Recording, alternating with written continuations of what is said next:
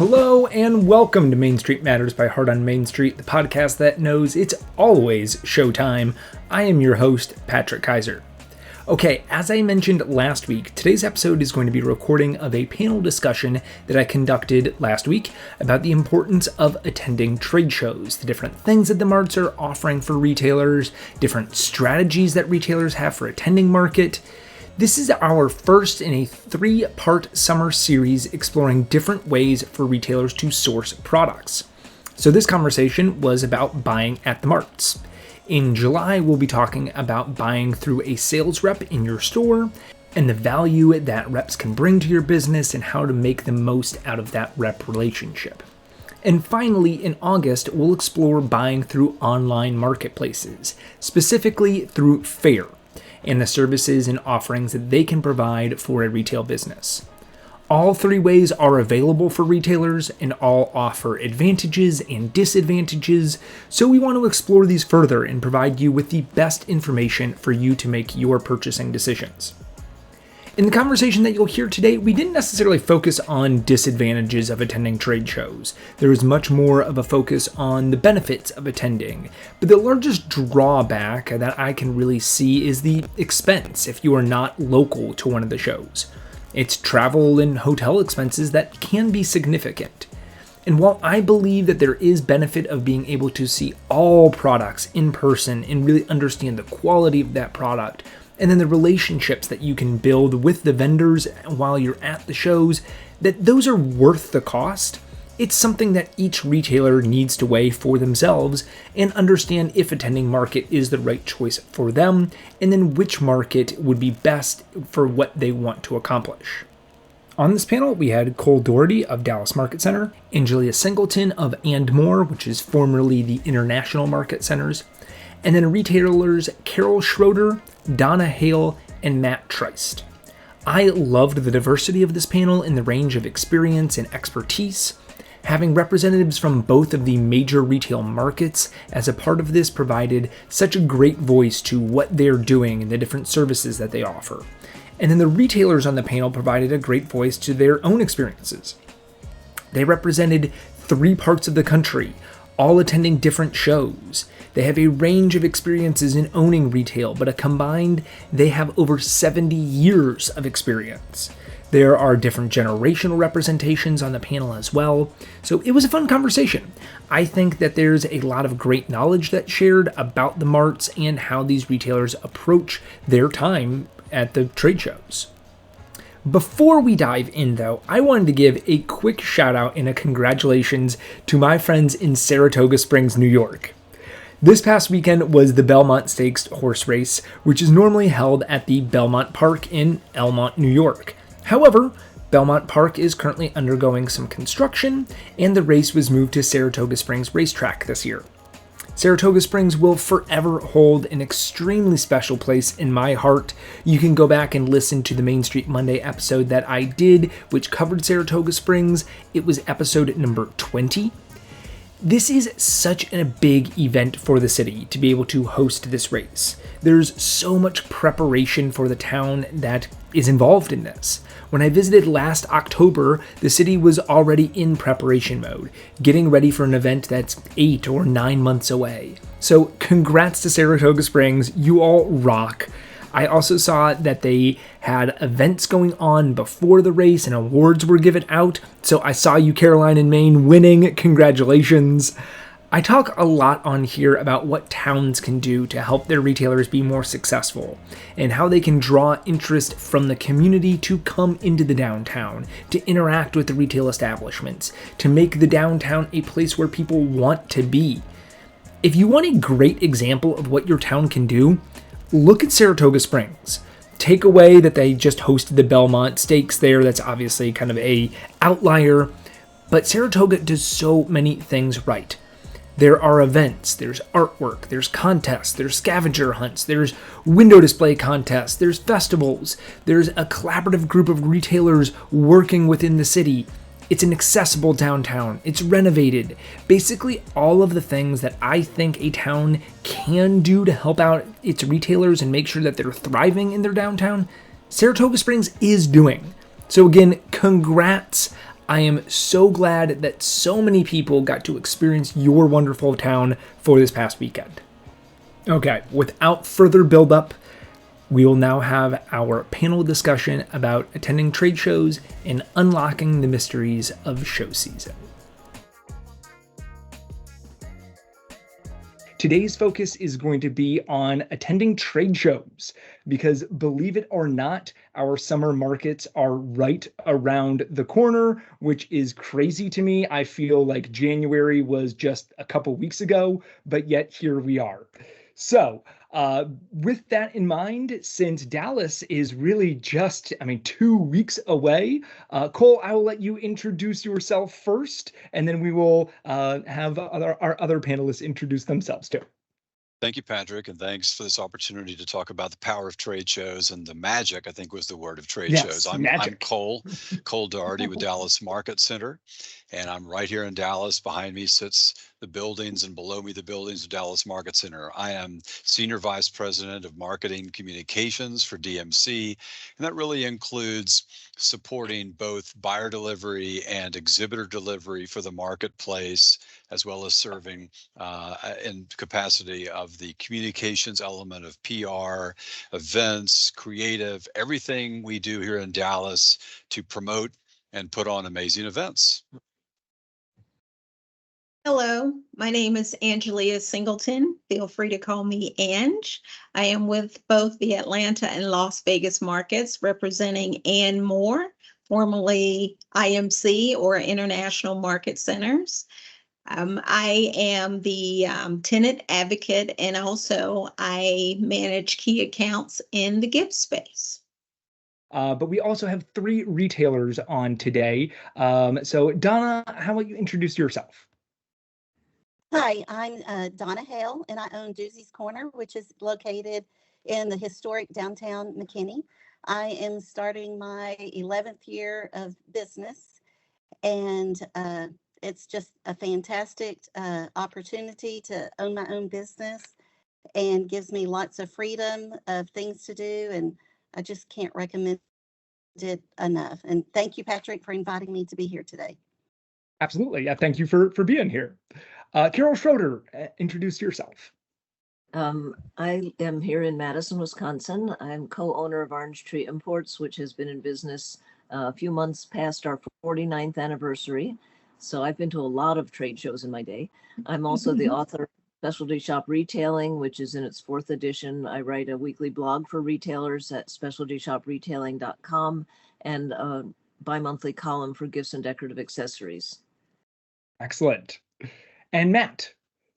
Hi, everyone. I'm excited to be here. My name's Matt Treese. I have a little over a dozen years experience in the retail industry, most of them being in the gift industry, but I've also had a toy store as well. So my business is called Be Charmed. As you can see behind me in the background, there's my store. So we're located in Medfield, Massachusetts. We're about 45 minutes outside of Boston, and I've been there since 2017 now, so almost 7 years. So I guess without further ado, we will jump into some of our questions. And again, I am very, very excited about getting into and really picking the brains of this group here. So let's start by talking about the marts. So Cole and Angelia, tell us about your marts. Are there, unique features? Are there different things that, if I was a retailer deciding to where to go this summer or maybe out in the future, tell me a little bit about Dallas or Atlanta and Vegas. Cole, I'll follow you. I'll follow you, Cole. Yeah, sure. So, well, we're first on the calendar, so it's probably appropriate. We'll talk really quickly. We actually begin our apparel and accessories market next week. Wow, and that follows in close behind that is the Total Home and Gift Market, Kids World, and Lativation show. So it's a big month of events in Dallas. I'll say that some of the unique features and offerings that we have here, and this is not unique to Dallas, but I think it's special in Dallas, is I think all of us in our industry or lean into the in-person experience. And whether you are a retailer trying to get buyers into your store, whether you're a brand exhibiting at a marketplace or the marketplace itself, we're all, I think, as collectively an industry, putting emphasis on the in-person experience of shopping, of sourcing, of attending shows, and that's completely invaluable. You have to be there. You need to see, hear, feel, and touch at trade shows this summer. But I'll add a finer point on that, just to point out that something we've noticed here in Dallas. Post-COVID, time is the most precious commodity that buyers have. So we are emphasizing you can get it all done here in Dallas. You can maximize your trip to market. You can find everything in one place. We like to talk about Dallas as a lifestyle marketplace, meaning that whether you're looking for gift or your home or holiday apparel and accessories, it's all right here under one roof. So as you're maximizing your trip, you can do that effectively in Dallas. And I'll add a second point onto that.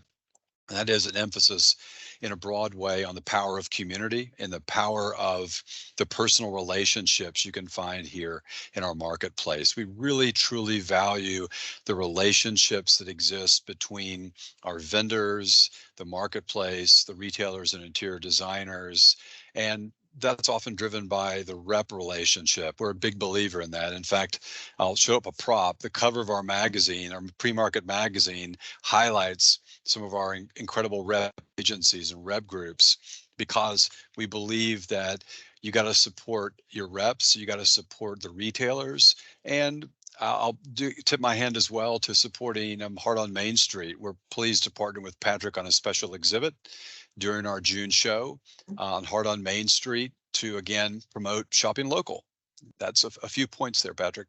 Yeah, excellent. Well, and we're very excited to be partnering with Dallas Market Center. Should be a lot of fun this summer. And Julia.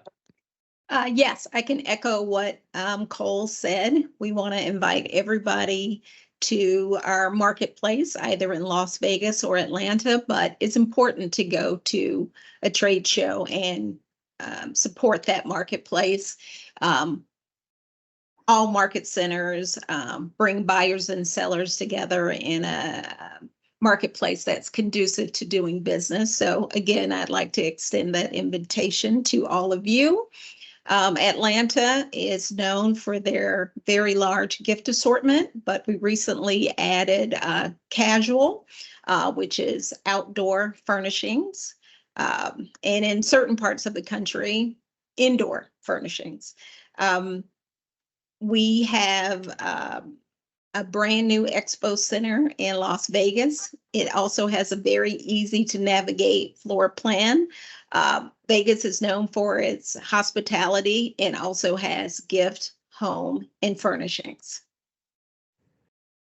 Excellent. Yeah. And both tremendous markets. I've attended Dallas, Atlanta, Vegas, as well as several others. I mean, some beautiful buildings, and I mean, just the vendor selection there is incredible. So for our retailers, and this is almost kind of our meta question, but why for you all is it important to attend market? There's options of seeing your reps within your store or going to purchase online, but what value, what benefits do you all get for attending markets? Well, I think that seeing the product in person and being able to feel it and touch it and see the quality of the product is important, because it's very, very hard to see all that if you're just shopping online. And plus, you get to build a relationship with your sales rep. You can ask specific questions about the product and you'll get your answers right there. You'll find out, how fast can they ship? How fast are they on reorders, and also I think one of the most important for me, being that, I am a ladies boutique in a historical area where there are multiple ladies boutiques. I think it's important for me to find out if that product can be zip code protected, because you don't want to sell what the lady across the street or next door is selling. And so your sales rep can help you with that. And now, not all product lines are going to be zip code protected, but a good sales rep is going to say, hey, Doozy's was in here this morning. They ordered this line. So then that person gets to decide, do I want to do I also want to carry it or not? 9 times out of 10, they're not going to want to carry something that their neighbor carries. So by being at market in person, I think it's a huge benefit to, seeing the product and building that relationship with your sales reps. Yeah, some great points. Yeah, another thing I'd kind of echo what Donna was saying, but also another thing that I noticed, especially during COVID when I didn't attend trade shows, is products would show up and the packaging would either be not what I expected or it just looked very different in the catalog. Also, another thing that sometimes different vendors and groups offer is different specials. Sometimes they'll offer them on the road, but a lot of times that special might be even better at the different markets. So those are the two other things that I'd just add on to what Donna said. Yeah. And I think I'd like to add the word serendipity. Trade shows are very much for us like shopping in person compared to our customers shopping on Amazon. And when a customer is shopping on Amazon, if they know exactly what they want, it's going to be pretty efficient. And one of the things I hear time and again is people walking through our store saying, I didn't know I needed this. I've never seen this before. I love this. I didn't know it existed.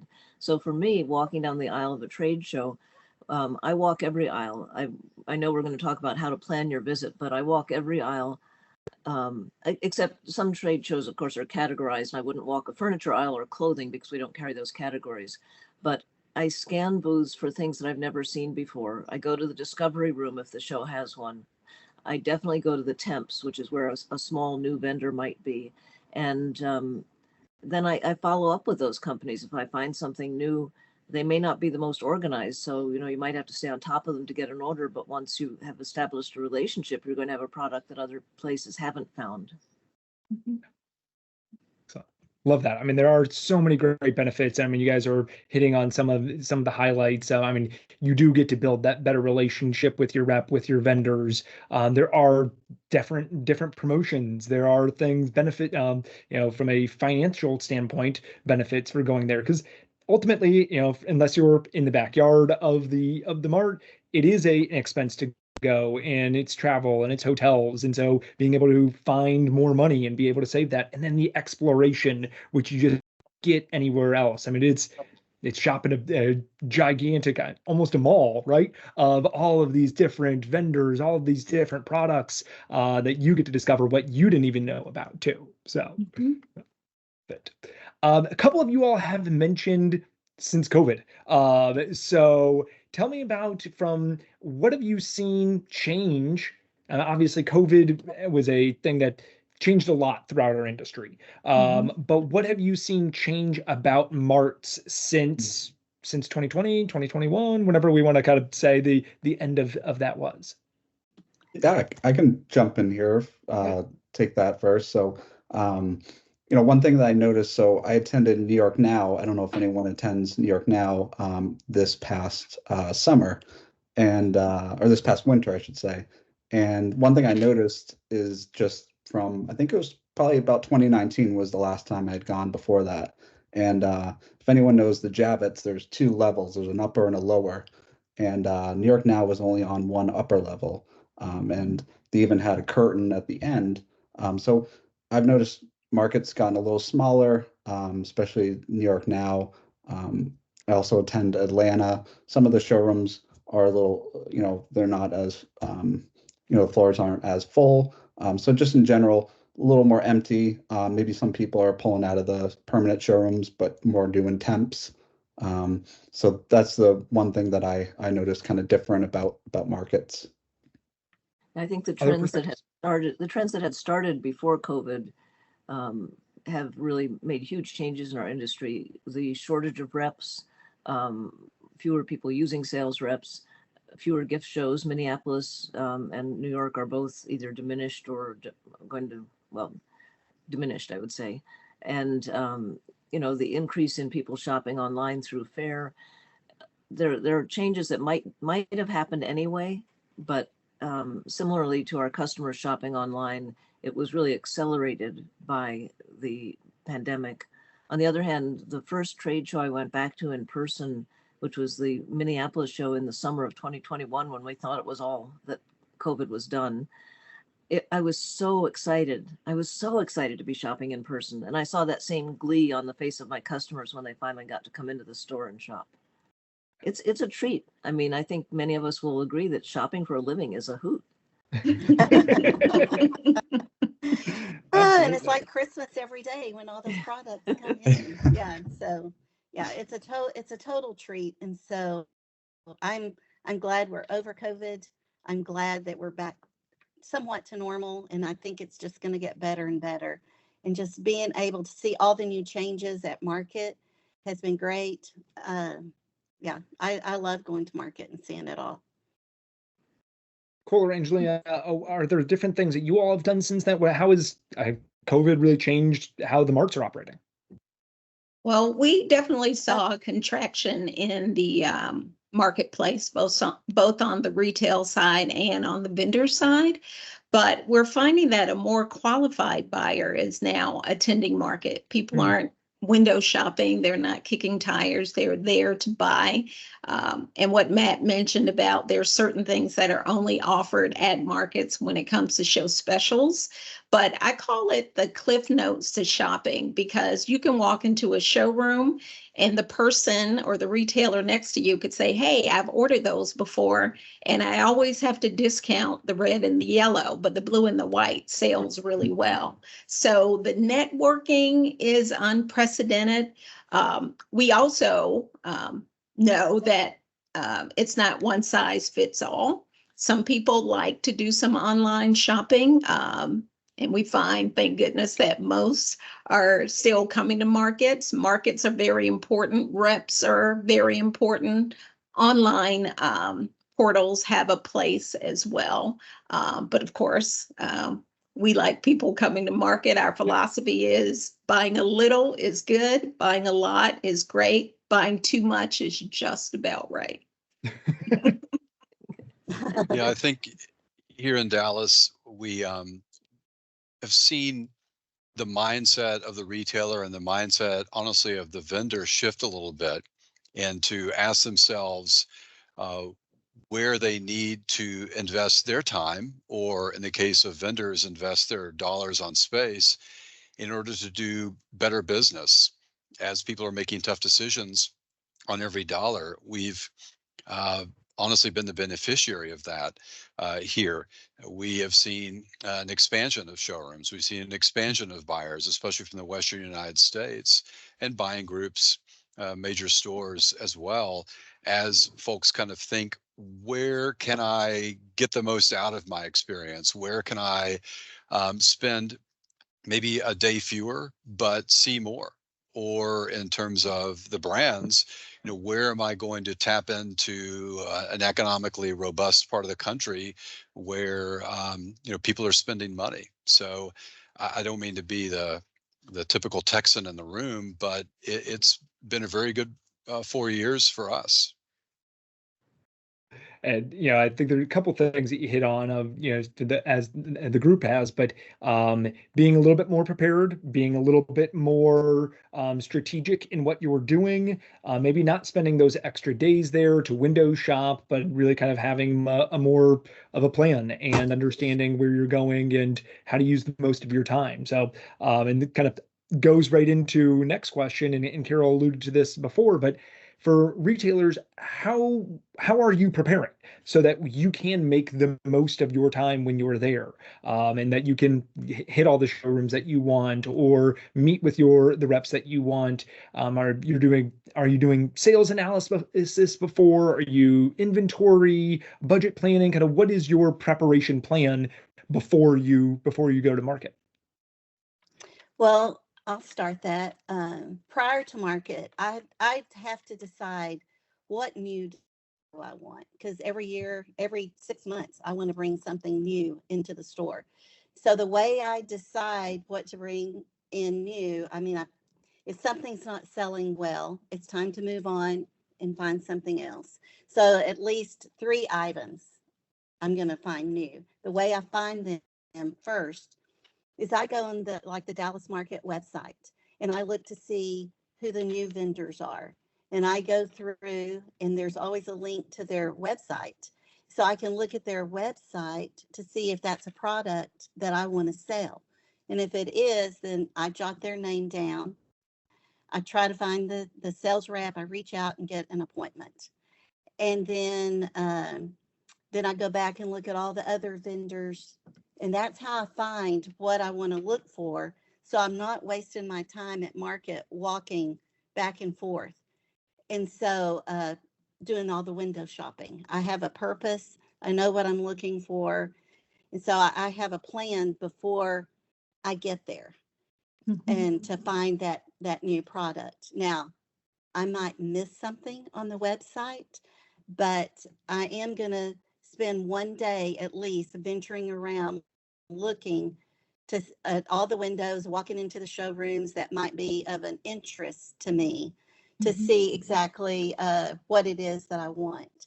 And I'm always going to meet with my sales reps. We always have a plan of what we're going to order for the next 6 months because I do it 6 months at a time when I place my orders and do my seasonal certain shows and all of that. So you definitely have to have a plan. And by looking at the website, who's going to be there as exhibitors will helps you tremendously. So the Dallas market, and I'm sure Atlanta's is the same way. The website is a tremendous help and it is a great starting point. Love that. Yeah. Carol. Yeah, Matt. Yeah. I was going to say, Atlanta actually has an app, and that's what I used actually this past January for the first time. Before that, I used a spreadsheet, and this way I could just highlight what vendors I wanted to see that are either new or existing.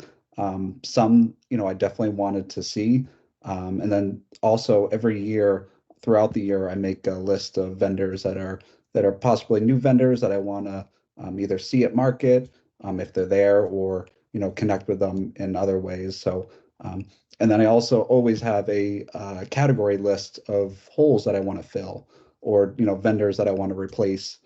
So I always go in with a plan where they are, especially for Atlanta. There's so many floors. So if someone's on floor 13, I want to see everyone on 13 while I'm there instead of going up and down the escalator. So that's another thing I'd always try to do. Yeah. And I would say I was similar to Matt, except a little bit more old school. I was using a pad of paper. For New York, when it was larger, I would make a list of the aisles and the booth numbers of the vendors I knew I wanted to see. And I would still walk the aisle, but that way I wouldn't, suddenly realize I'd walked right past somebody by looking on the left instead of the right. Somebody that I wanted to see. We're at a disadvantage in Wisconsin because we used to be able to see our local reps at the Chicago Gift Show, may it rest in peace. And now when we go to Las Vegas or New York or Atlanta, we might see our local rep, but not so likely. And that's a bit of a disadvantage. So we want to make sure that our rep gets credit. Sometimes if you walk into a company showroom and there's somebody working there from the company or from a different territory, they don't get credit for the order. And I feel very strongly about supporting the rep system. So I will always ask whether my local rep will get credit if I write an order or if I can take notes and write the order when I get home so they get credit. Well, yeah. So a couple of you have mentioned some resources, that apps, the website. Cole or Angelina, what other resources do you all offer for retailers so that they can prep ahead of time?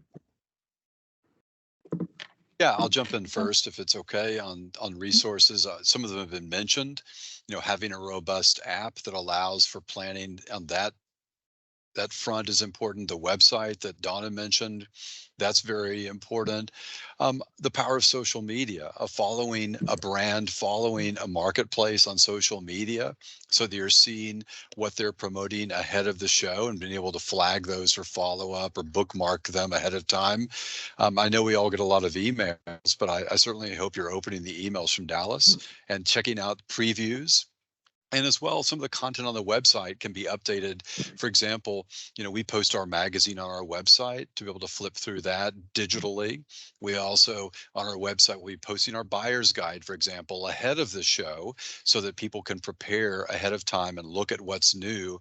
Our buyer's guide continues to expand, although, it's still edited down to just a few pages, but important pages of what is centering in on what's new. And so I think those tools are among those most important to retailers. And by the way, talking to our team. We have a whole retail team here, talking to reps and getting the idea in the showrooms and exhibitors directly from them of what they're looking forward to. So I just mentioned those things. Okay. As Cole mentioned, a great app is a great place to start. And Matt mentioned it as well. And I love our At Market app because you can scan your QR code to be immediately badged. So your arrival experience is fast and easy. As you go into each showroom, there's a QR code just outside. You scan that. And then once you go inside, every product that you take a photo of will scan into that showroom so that post-show, couple days after market, you'll get a recap report of every showroom and all the product that you saw inside. And you can put notes about each product, because I think the number one question that I get post-market is, hey, I saw this pink poodle dog and I think I was in building 2 or building C. Can you tell me what that product is? So it will alleviate questions like that. But much like what Donna said, you want to come to market with a plan. You want to be pre-registered. You want to have reached out to your rep or your showroom to make a pre-show appointment. I know that gets really hard because you end up overstaying at one appointment and that makes you late for the next, but it's good to come to the show with a plan. And always, always, always leave time for discovery. As Carol said, you want to walk those aisles and just be surprised. If you normally look to the right, start looking to the left, or look both ways, because you do miss things. And we do notice that people typically go right when they walk into a showroom or on an expo floor. So sometimes it's good to start left and work your way to the right side. Just like a retail store, right? People kind of tend to turn right. Mhm. You do that, people do it everywhere. So I love that feature with QR code and the pictures. Because I'm sure if someone asked you where the pink poodle purse was, I have no idea. There's 10 million products in here. I don't know where that thing is. So Exactly. yeah. You had mentioned appointments. I know some retailers like to make appointments. Some retailers don't like to make appointments, or will make a select few. Donna, Carol, Matt, appointment makers, are you not? What's kind of your strategy with that? Well, I think Ange just hit it on the head. If you make an appointment, it's so hard to keep to a timetable. If I make an appointment to write a Christmas order and the company has a lot more than I anticipated, I might run over by half an hour. And meanwhile, the buyer that my rep was working with before might. So, I often don't make appointments unless I know it's a really major order. If it's going to be a 2-hour appointment for me, or hour to 2 hours, I'll set something up ahead of time, because I don't want to end up, much as I love, the temporary employees that many showrooms use, to me, it really is worth my time to work with somebody that knows the line inside out. And I'm a big believer in best sellers. I may ignore them, but I'll say, so, which of these items is really hot? And, at least take that into account as I'm placing an order. And obviously someone who's helping out during the show doesn't have that background. Yeah. I have a few main lines. That I definitely make appointments with, because I don't want to miss seeing it in person, and I want to see it with my sales rep, because I've built a relationship with them and I want to work with them. But I also don't want to have appointments every day, all day long. And so a lot of times I'll pre-book appointments, because since I am in Dallas, I can go the week before and meet with my rep, so that during market, I'm pretty free to go and discover new items. Very good. Yeah, and I do a few. Usually every market I do maybe about four or five. And they're mostly going to be the bigger lines that I'm buying for, stuff that I definitely need to see in person. And when I do make the appointment, I will only work with my local rep, not someone that's just working for the show. And also some I'll do before market. So for instance, there's a few lines that I definitely want to get in before market hits. Because if I get it in at market, I'm going to be in, a lower queue. So getting some of those orders in before market, especially some key lines, is important before inventory does sell out. Especially because I go to Atlanta, so before that is Dallas. So making sure some orders get in before is important for me. I love hearing all the love for the reps among this group and retailers. I really appreciate that you guys value that. And also what Carol was talking about in terms of, talking to them, getting their insights on bestsellers, that kind of person to person knowledge. I love hearing that. Of course, the reps have the local idea of what's selling well, which is the movement that just launched 2 days ago. Reps are local too, which is an effort to encourage us all to value our reps and to make sure that they're getting credit for orders that we write. They're a huge part of the process. And I mean, they know local trends. They're seeing 100 different stores in the area. They're knowing what's selling. So when seeing at market, they'll know what's going to sell well in your area or what they've seen others do well within your area. And so, yeah, such an invaluable source of knowledge coming from the sales reps.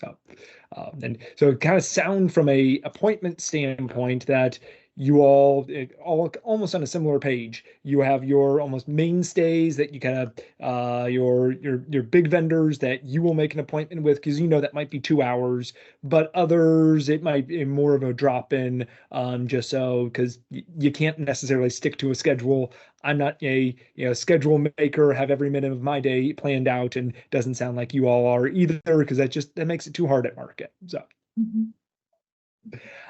From a discovery standpoint, you've all talked a little bit about some ways that you discover new vendors, but what are your strategies for discovering new vendors? And then also, how much of your budget that you have going into market do you allocate for new versus your tried and true? So one way that I discover besides the website vendors is I will follow different stores on Instagram. I'll follow stores in my area so that I can see what they're selling because I don't want to sell what they're selling. And I'll follow stores in other areas to see what their hot items are. And so Yeah. I have hit some really good ones recently. The store in another area far from me bought this new tea towel line, and I thought I'm going to try that, and I did, and it's been one of the hottest sellers. My first order came in April, and I've probably replaced that order 6 times. Wow. Because it is such a hot line. So following people on Instagram can be great for discovery of new items. Anyone who walks in my store can tell that mud pie is my number one go-to. Probably 75% of my store is mud pie clothing, home decor, the circa, their gifts. And so probably about 75% of my budget is mud pie and 25% is for other gift items and clothing. And I do like to go to stores when I'm in an area for a trade show. I must admit that Las Vegas, there are a lot of cute little boutiques near the mart. Although we stayed in old Las Vegas last time, and there were actually some really interesting areas of that off the strip. But when I travel, I like to go to other stores. I have always made it a policy never to write down something when I'm in the store, but I'll buy a sample of something and take it home to get the address. Or I don't know, I suppose today, Angie was mentioning taking pictures in a showroom. That used to be something you would never do. You wouldn't take a picture in a showroom or in a store. I suppose today you could do that. I see people taking pictures in my store all the time. But you're right, finding things in others on Instagram or Facebook or on there are a couple private groups on Facebook for retailers. There's one for I'm going to say Zip Dang, the training. Whizbang. Whizbang, thank you. We have a store on our street called Whizbang, and I was thinking Zip Dang.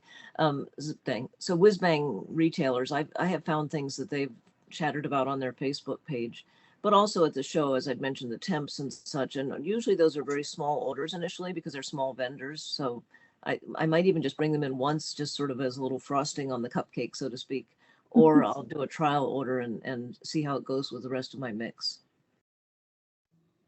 Yeah, and I kind of do it was very similar to both Donna and Carol.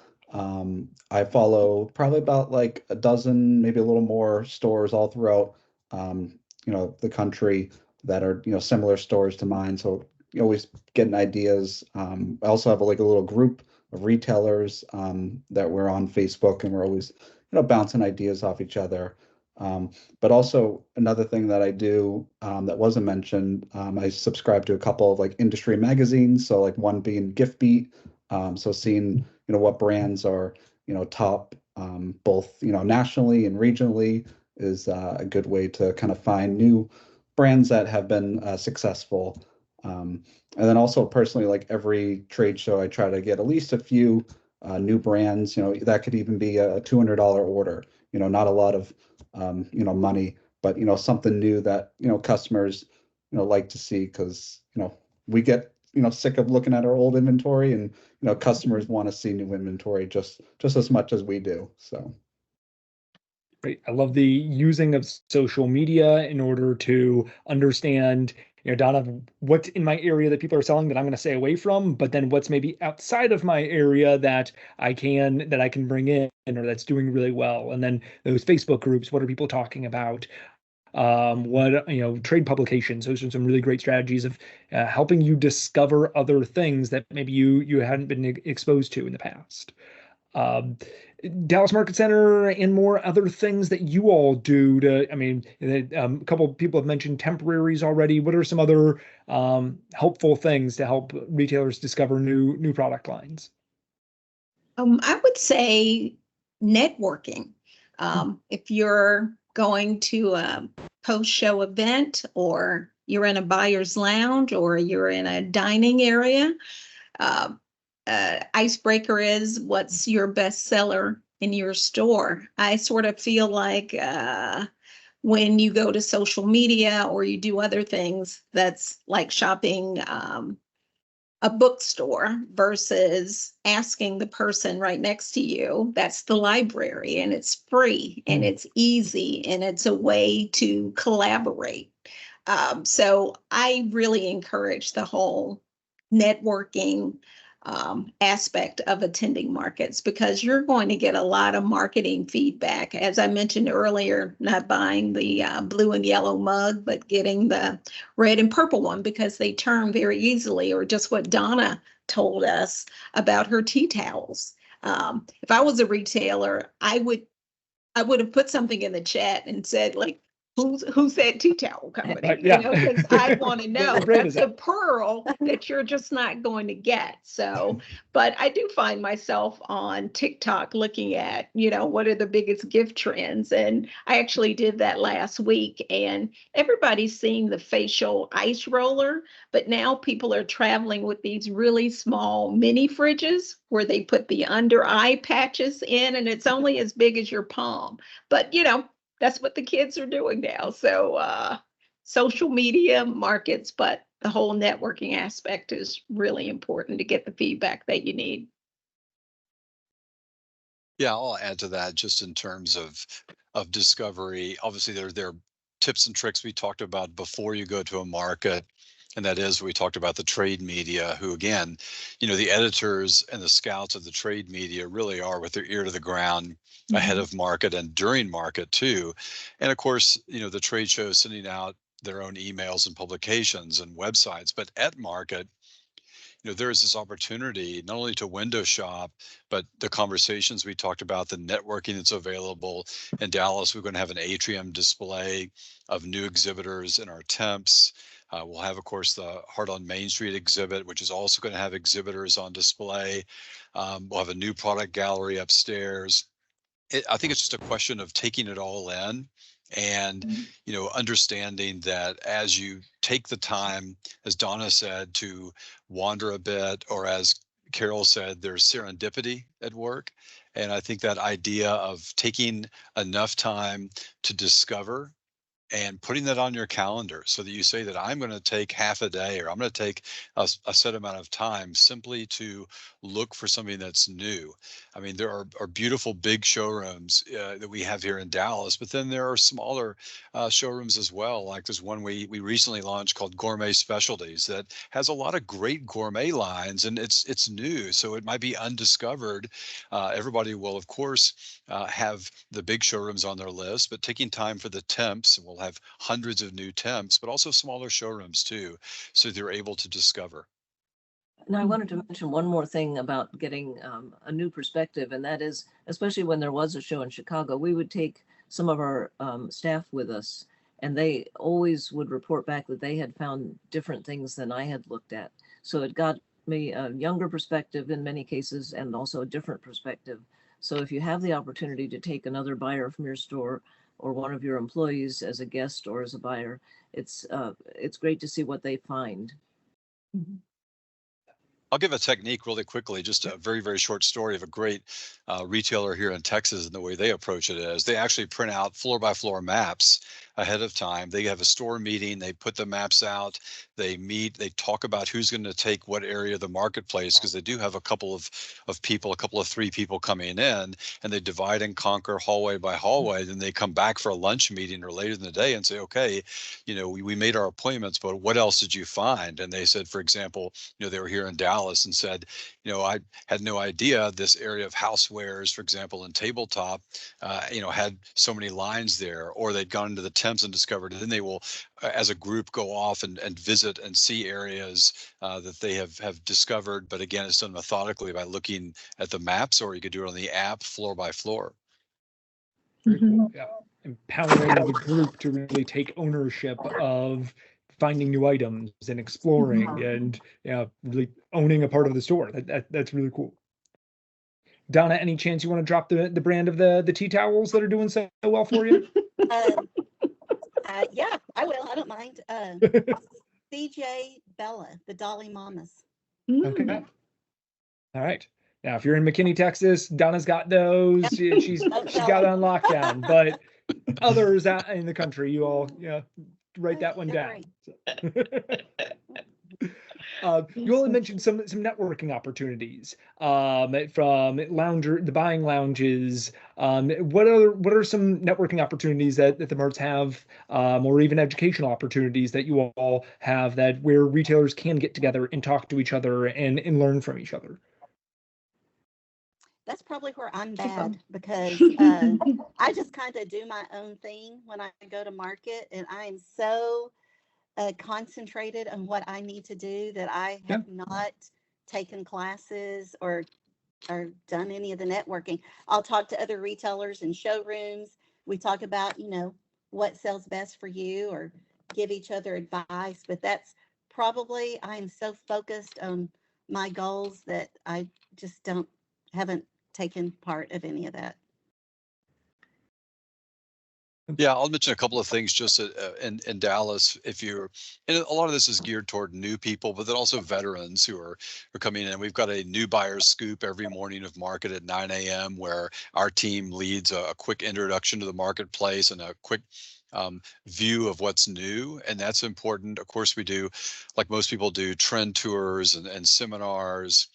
We're going to have a podcast studio set up this market with thought leaders. And as a matter of fact, I'm looking at one of them right now. Patrick is going to be, I think, doing a podcast for us.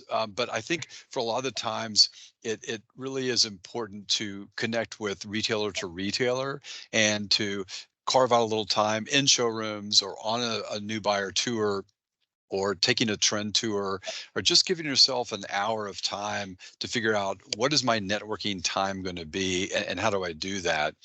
We'll have the Retailer Excellence Awards here during our market, and that's honoring retailers from across the country. And so there are 21 finalists, great retail stores going to the Retailer Excellence Awards. What an amazing opportunity to go to that event, which includes a cocktail hour to network and trade information with great stores. So just looking for those opportunities. I would agree. The new buyer orientations are great, whether you are a first timer or you've been before. There's lots of tips and tricks. Again, the tours, the retail roundtables, any seminar on trends, or any seminar on social media, because that's a great way to market your store at little or no cost. But again, if you're like Donna, you don't have a whole lot of time. If she's sitting down in a lounge and looking over her orders, that would be your opportunity to network with her. But if you're going to a Give for Life or a GHTA aftermarket event, you can meet with vendors, reps, and other retailers. It's a wonderful opportunity. We have kickoff parties on the first day of market. That's a great time. There's usually a band.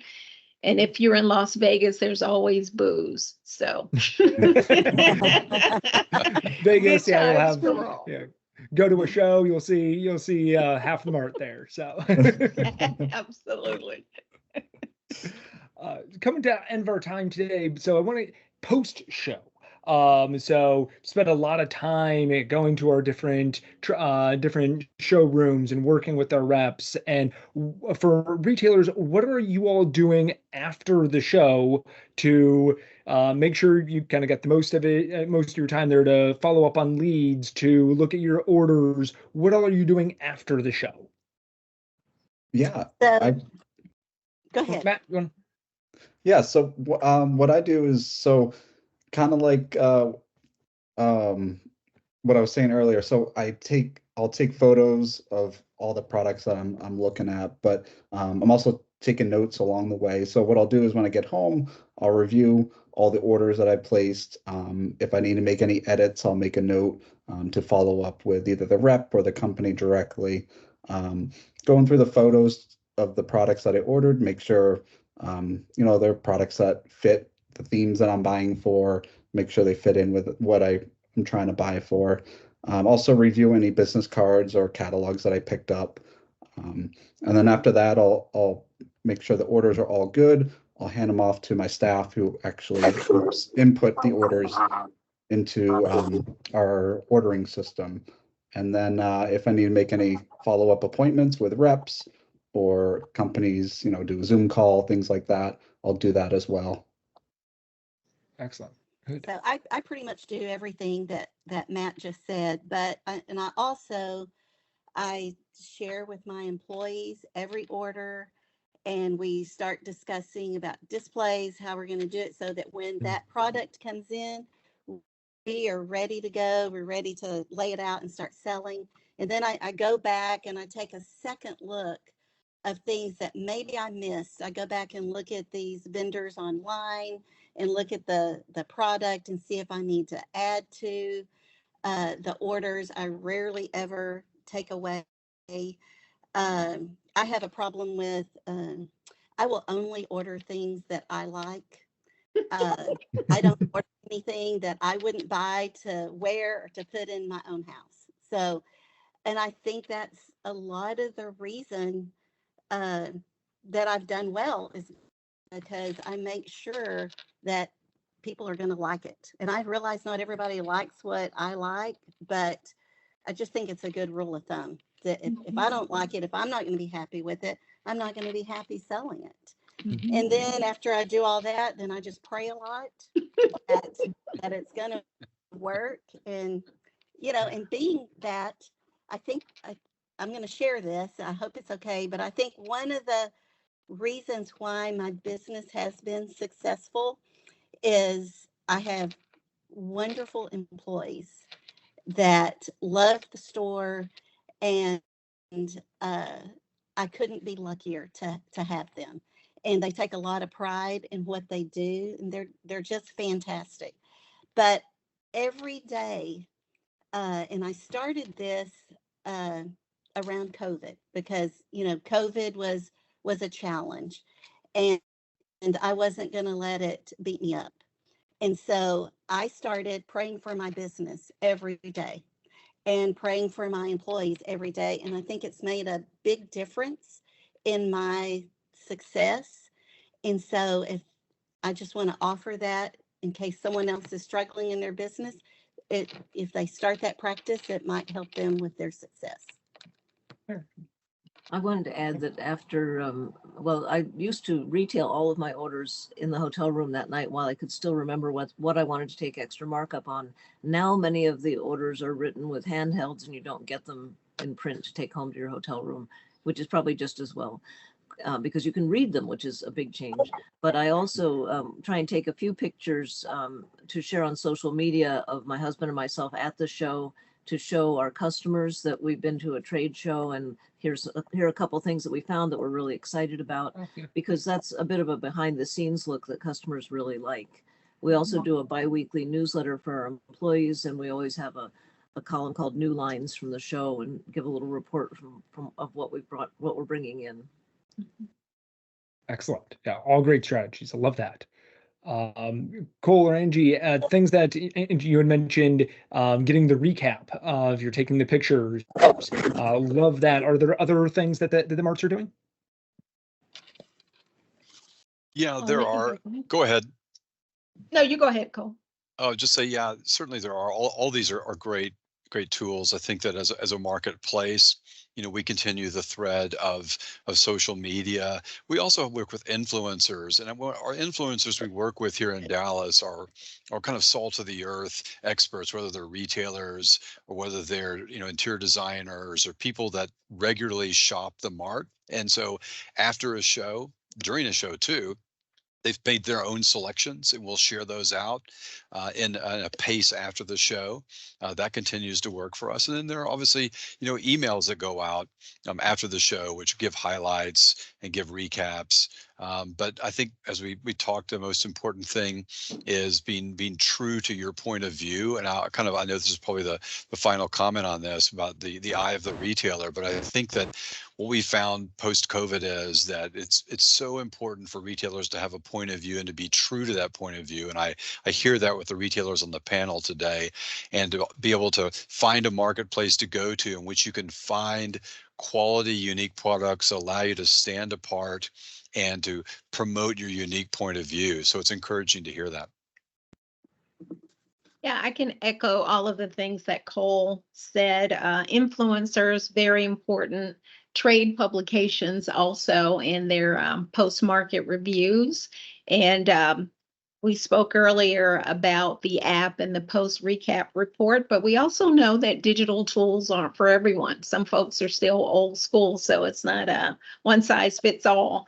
I spoke with a retailer the other day, and she told me she only used catalogs. And I spoke with a rep group, and he said out of all of his lines, about 75% still produce catalogs. So there are people walking through the halls with the extra suitcases because they want to grab all those catalogs and they want to thumb through them on their flight home or once they return to their store. So we want to have a little bit of something for everyone. So whether it's the digital tools or catalogs or taking the buyer's guide home with you or social media when you look at what the marketplace is producing and also what's coming from the influencers in the market. Also, one of my favorite seminars is Ahead of the Curve. We usually have a group of panelists that are talking about what's coming, and we produce a preview about that. It's very important to try to stay ahead of the curve, but also see the trends that are coming down the pike. Great. We did have a couple questions coming in from the crowd, so thank you all so much for asking. Courtney asks, we are a maker that wholesales and we own a brick and mortar shop. We are considering attending for the first time as an exhibitor and buyers in January. Any suggestions for best show Any suggestions for best show for first-time exhibitors and or buyers? So maybe a loaded question for for Dallas Market Center and more here. But I think, I mean, it probably a little bit depends on where you're located. But all have great areas, great resources for first-time exhibitors. Your temporary spaces, if you're in a showroom, I think they're I mean, having a presence there is important. Retailers, any, I don't know, those that have attended multiple, or Cole, it looks like you're about to jump in. Well, look, I think all markets offer benefits for first timers, and there is a regional consideration. But I do think that the most important part of an experience for first timer is onboarding. And it's something we've done here in Dallas by hiring actually a former exhibitor of ours, Michelle Doty, to do webinars and a series of that for onboarding, to give first timers the idea of what to expect as an exhibitor. But also we do onboarding for retailers during the show as well. But I say that I think we have the tools to help, but I think the consideration really is where you feel best supported. I would echo those same sentiments, and you're not going to go wrong in Las Vegas, Atlanta, or Dallas. Going to a marketplace is key. Shopping for your store is great, and exhibiting for the first time. So the intel that you're going to get on the retail side will most likely inform what you're going to do on the vendor side. So I would encourage you, whatever marketplace it is, to go to one where buyers and sellers are congregated. Great point. And then followed up, they're in Chicago. So am I. So nice to see you. And all of our items are handmade, so a smaller maker. So I mean, from Chicago, really, any of the three marts, it kind of you really can't go wrong there. So. And then another question came from Martin. So going back to the networking concept, what is the best way to stress the importance of networking with others? We talked a little bit before of just you're learning a lot from each other, right? From what products are selling really well, where what to avoid, maybe what is selling well within your store. You can learn that from social media, but also it's just that one-on-one conversation that you can glean a lot from. So, yeah, and I'll just jump in here. I always think it's a good idea to talk to others, be open with others, whether you're discussing brands at work or, problems in your store, most likely another retailer is experiencing something similar. So I think, kind of talking to others and, just being open about, different things that happen in your business. And, as long as they're not your next door neighbor, I'm more than happy to talk to people. But I would say, even if they are your next door neighbor, we have a really strong merchants association, and all of the small businesses on Monroe Street support each other. I even have a store on my block, and I said, you don't have to go crazy trying to avoid selling what I'm selling. I mean, for one thing, I've been there 49 years and they're brand new, but also we all share each other's success. The all high tide floats all boats idea. So get to know your neighbors in your business area too, and see what you can do to band together to be more successful. Yep. And even vendors to carry hundreds of products. If you're carrying 50 of their products, there's a whole nother section that someone else can carry too, and you all can do very well with that. And the stronger your retail commerce section is, more people are coming into it, the better you all will do too. So I want to thank you all so much for being on. I've learned a lot of different strategies and different things that marts are doing and how to prepare and what you all are doing in advance of shows to really make the most of your time. I'm sure our audience has as well. So thank you so much for being on today. Donna, Cole, Carol, Angie, Matt, thank you so much for being on today and participating and being able to provide your wealth of knowledge for our audience. Thank you. Thank you for the Thank you for having opportunity. me. Yep. Everyone, have a wonderful day, and we will see you on the next one. Okay, that is a wrap on today's episode. As a reminder, if you're going to be at the Dallas Total Home and Gift Show next week, come say hi. My marketing manager, Melissa Hopkins, and I will be in the lobby for most of the week. Might be sometimes when we're out, I have a podcast to record while at Dallas Market Center. Melissa is visiting with showrooms and the Love Local Day events that are going on there. But for the most part, we'll be in the lobby and excited to talk to you, and I would love to meet some of you. I hope you've enjoyed this as much as I've enjoyed bringing it to you. This episode was written, produced, researched, and edited by me, Patrick Kaiser, with a very special thanks to Cole Doherty, Angelia Singleton, Carol Schroeder, Donna Hale, and Matt Treist. Stay safe, shop small, and I'll see y'all next week.